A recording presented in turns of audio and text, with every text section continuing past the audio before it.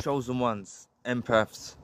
When the narcissist loses someone that supplied all their emotional and physical needs and used to provide such a potent supply to them, as we coin it the term, the grade A supply, right? When they lose this grade A supply, and oftentimes it's through the narcissist's fault of their own. You see, during the encounter, the narcissist took everything that you done for granted, everything that you had to offer, all of that love that you poured into them, all of the care, empathy, all of that, they took it for granted, you see, and it more or less inflated their ego. They become very self-absorbed, and it inflated their ego, and they believe that they could get this kind of treatment from anyone and anyone. And the thing is, it's just not the case.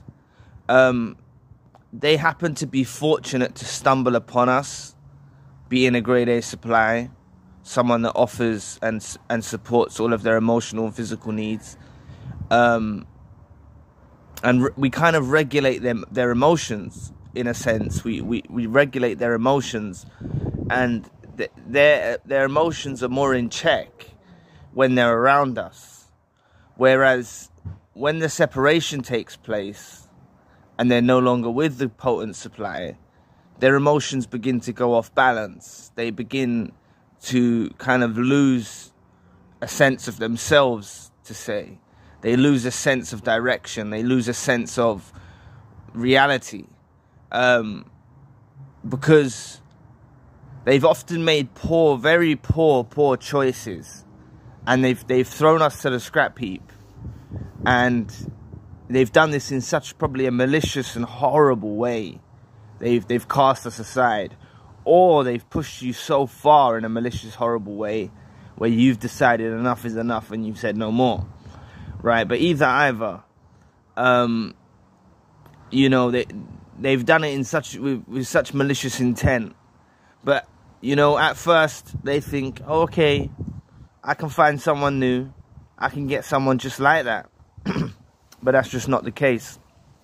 You see, you're a rare gem. If you offer this potent supply, you're a rare gem, and the narcissist becomes obsessed with you. Please press the like and subscribe button. Help your brother out. It'll take 2 seconds of your time. Thank you. The narcissist does become obsessed with the loss of the grade A supply. For all of their future encounters, all of their future endeavors, they become obsessed. And they realize that they messed up. A narcissist does know when they messed up. They're not stupid, you know. If they go to another source of supply and their emotional and physical needs are not being met, they know it. They feel it. Everything is energy. E equals MC squared. Everything is energy. They feel the energy difference between being with a potent supply, a grade A supply, than a regular supply. They feel the difference straight away, you know, and the only thing that keeps them bound to these new supplies is actually the euphoric rush of giving us negative supply. So let me break it down a bit more. Like, because they left us in pain, say, and they flipped our world upside down, and they tried to make us miserable. They're feeling a euphoric rush from doing that.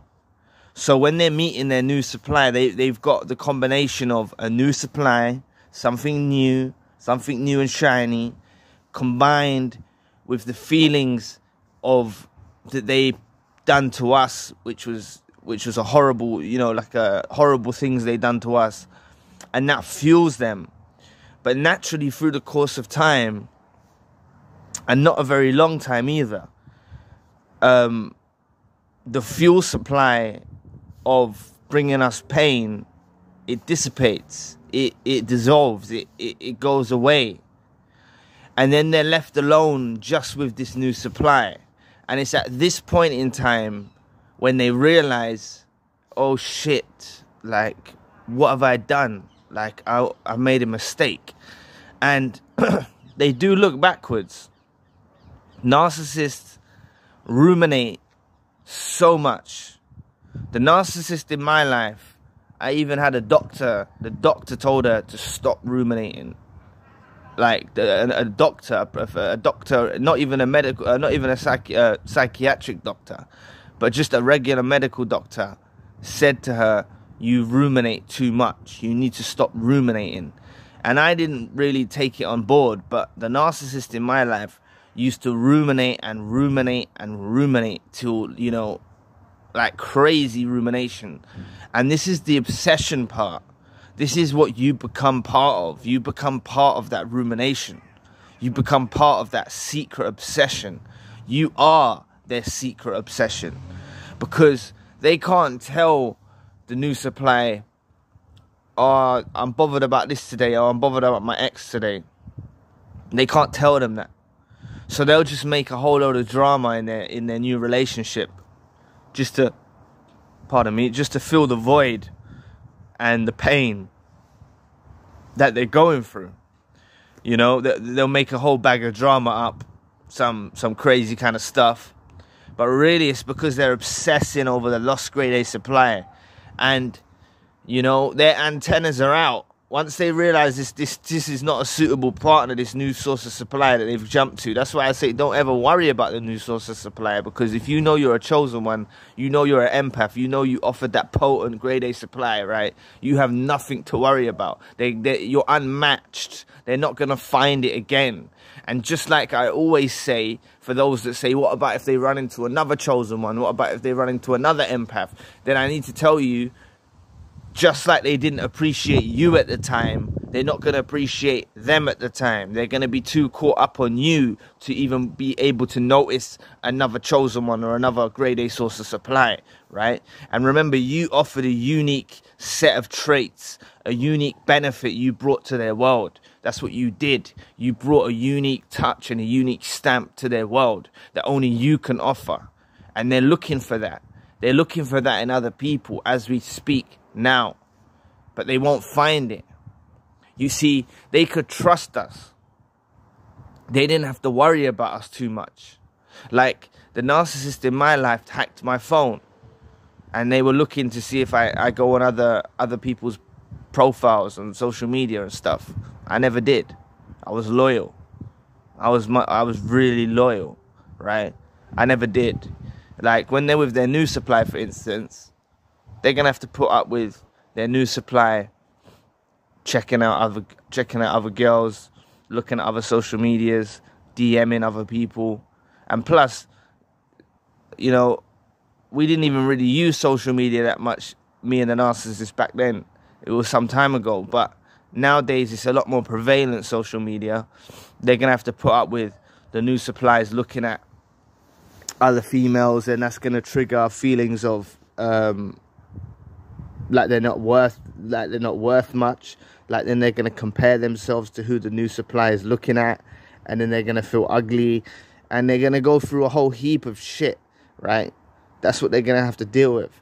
But whereas with me, I was loyal, and I'm sure you was loyal, right? We was loyal, we was kind, we was empathetic, and that's why I say it was a whole waste of time them hacking my phone, because they never once in the duration of the relationship, they never once found out me. They never found something that they could go by. You know, they never found anything that they could go by where they could say, "Oh, I caught you out." And obviously, what was the saying? Something about old tricks. Like they never lose their old tricks. Like them old tricks with the hacking. Of course, they're gonna do that to their new supply.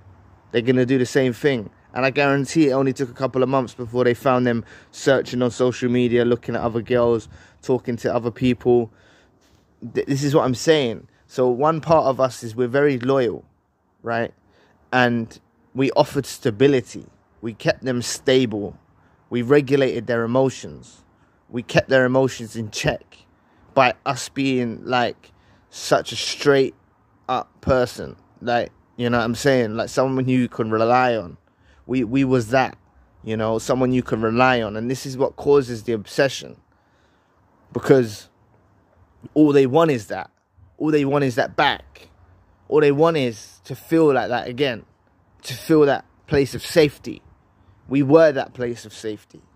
They wanted to go out into the wide world, and they wanted to go and mess with other people. Well, then that comes with risks, and it comes with dangers. And that's what they're facing now. They're facing all of those dangers, right?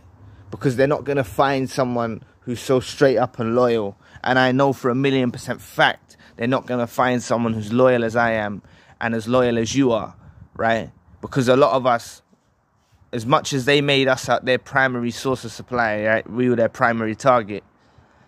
They were still not fully engaged with us, you know what I'm saying? Like, they were still looking elsewhere and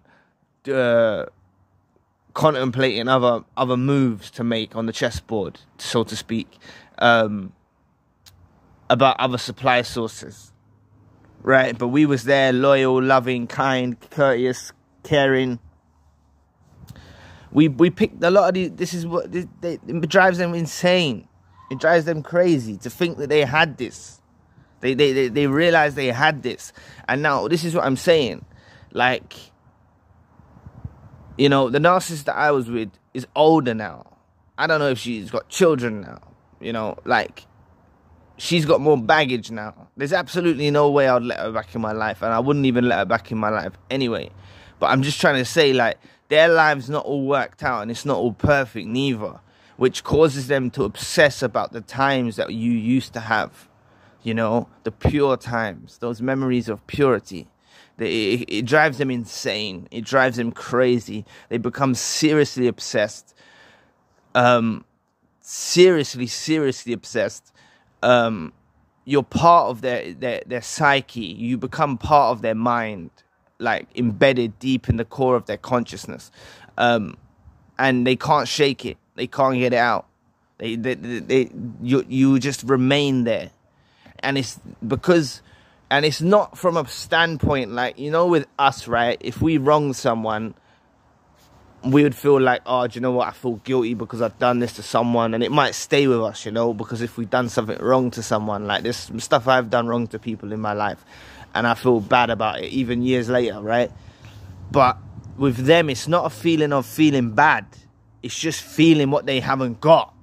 It's just like, oh my God, I don't have this anymore. I need it. I want it. I need it. I'm going to do anything I can do possible to get it back. And that's why we experience the hoovers.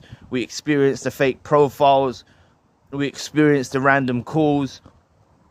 And if we've door slammed, bolted and welded it shut, it drives them insane even more, because they know they can't get back into our life no matter what they do. We become that one person in the world that they can't have. And like I always say, they've got more opportunity of DMing 1,000 celebrities from Hollywood and getting a response from one of those than they have from us. And we need to put ourselves on a platform that's untouchable. We raise the bar. We become untouchable. We downgraded when we was with these people. We downgraded. We lowered the bar, right?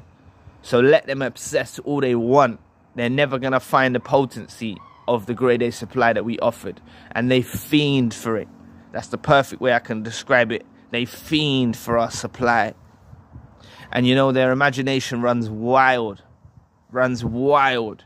That's how they've come up with all these crazy ideas. It runs wild, and it imagines us back in their life, and it imagines us being with them again, and they go through this whole cycle of events in their head, and they try to work it out. But a narcissist always thinks they can get what they want through manipulation and those sorts of tactics. And if you've door slammed, bolted and welded it shut, and they know that their manipulation can't get you back, there's nothing they can do. Because through their traits that they offer, which is manipulation and that, and they can't get you back, that leaves them high and dry, man. That leaves them high and dry. Because they're used to being able to manipulate and bend and contort things and shape things to their liking and be able to get what they want. And if you become that person, that one person that they can't have in the world, damn, man, they're going to obsess over you like crazy. They're going to obsess over you like crazy. So anyway, I hope this video helped. Please press the like and the subscribe button.